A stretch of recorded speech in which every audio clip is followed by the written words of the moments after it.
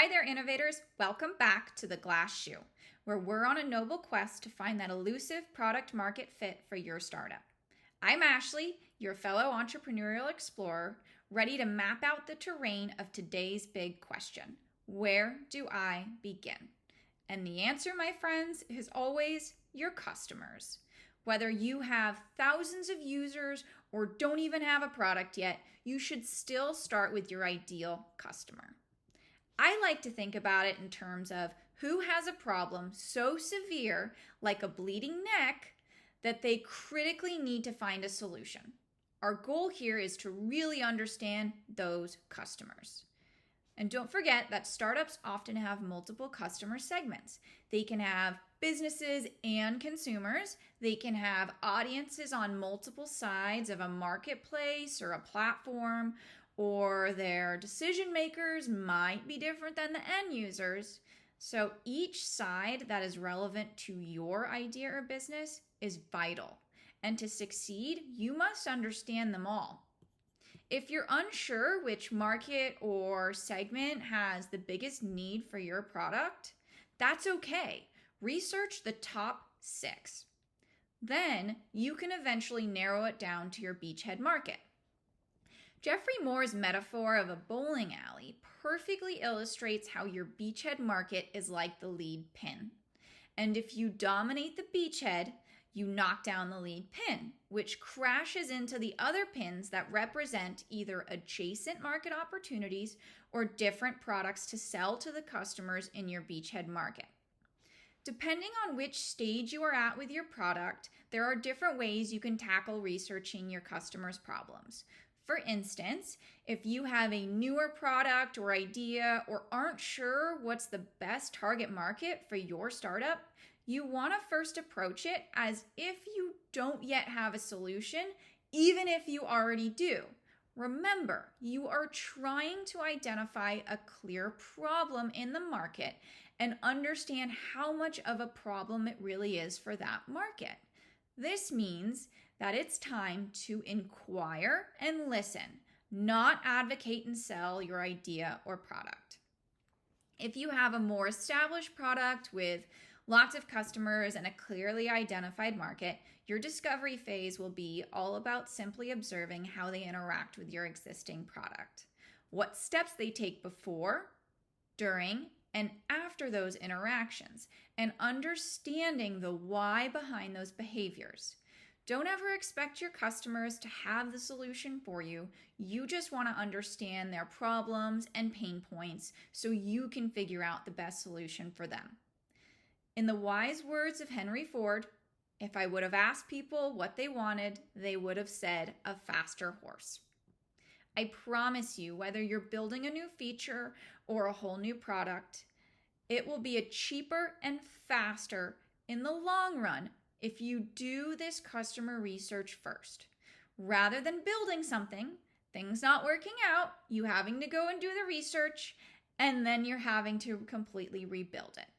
Especially if you're adding in marketing dollars to acquire new customers just to have customers render your product useless.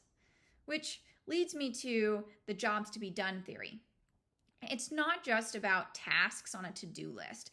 It's about understanding the deeper needs and desires that drive customers to action. A classic example is from Clayton Christensen when he worked with a fast food company to improve the sales of milkshakes. He noticed that many customers bought milkshakes early in the morning, taking a long time to consume them while driving to work. After talking to these people, the insight he learned was that these customers needed something to make their commute more enjoyable and to ward off hunger until lunch. Hence, the milkshake was being hired for its job of thickness and ability to last through the morning commute, providing a convenient and tidy way to consume something on the go. Based on these observations, Christensen suggested that the fast food company could improve and market their milkshakes more effectively by addressing the specific job that the customer needed them for, rather than just trying to make them better tasting or cheaper milkshakes. This led to product and service innovations tailored to the real reasons customers were buying milkshakes in the first place. Therefore, it ended up significantly increasing sales and customer satisfaction. Whenever you're dealing with customer experiences, which I would argue is literally every interaction someone has with your company, a design thinking methodology should be sprinkled throughout, centering around the customer based on empathy, creativity, and iteration. It's not just about building something, it's about creating end-to-end experiences that truly resonate with your users. We've heard all these words before: customer obsessed, customer centric, customer driven, customer focused, customer centered, and so on. But the common denominator here is always customers. It's really all about them. If you make them happy, they will not only continue to use and or buy your product, but they will also tell others about their great experiences, which will sustainably grow and continue to generate revenue for your business.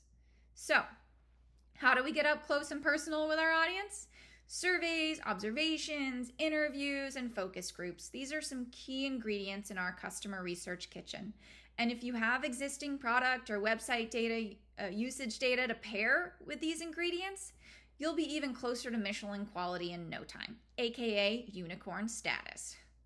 Ideally, you'll want to analyze as much qualitative and quantitative data as possible, striking that balance of having clear numbers and percentages along with the voice of the customer telling you why they took those actions.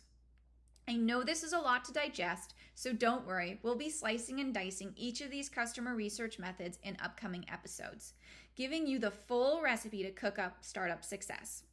So gear up for a deep dive into surveys next, where every question brings us closer to our target. Prepare for a mini masterclass on interviews where every answer is a golden nugget of insight. And then get ready for a journey into the world of design thinking to unlock a treasure chest of gems to use throughout your research. Remember, the more we know about our customers, the better we can tailor our glass shoe to fit just right. So hit like, subscribe, and share your thoughts and comments and questions below. Until our next adventure, keep seeking, keep questioning, and above all, keep fitting.